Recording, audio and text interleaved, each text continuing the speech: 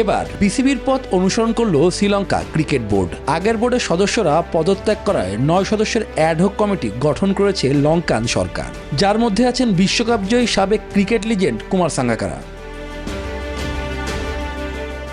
সাবেক প্রতিমন্ত্রী ও ব্যবসায়ী অ্যারন বিক্রমারত্নেকে নতুন এই অন্তর্বর্তী কমিটি চেয়ারম্যান করা হয়েছে। সাময়িক এই দায়িত্ব নেওয়ার কারণ কাঠামোগত পরিবর্তন।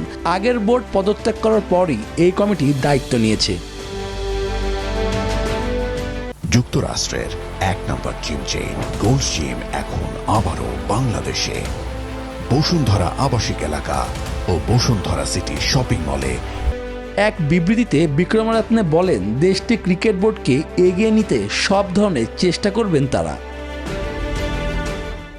আমাদের তাৎক্ষণিক অগ্রাধিকার হলো এসএলসির প্রশাসনিক কাঠামোর সম্পূর্ণ সংস্কার, ক্রিকেটারদের সুযোগ সুবিধা নিশ্চিত করা। আমরা বেশ কিছু পরিবর্তন আনতে চাই। তবে আলোচনায় সাঙ্গাকারার নাম। 2019-20 মৌসুমে মেরিলবোর্ন ক্রিকেট ক্লাবেরও সভাপতি ছিলেন তিনি। বর্তমানে ইন্ডিয়ান প্রিমিয়ার লিগের দল রাজস্থান রয়্যালসের ক্রিকেট পরিচালক হিসেবে দায়িত্ব পালন করছেন। শুভদেবনাথ, নিউজ 24।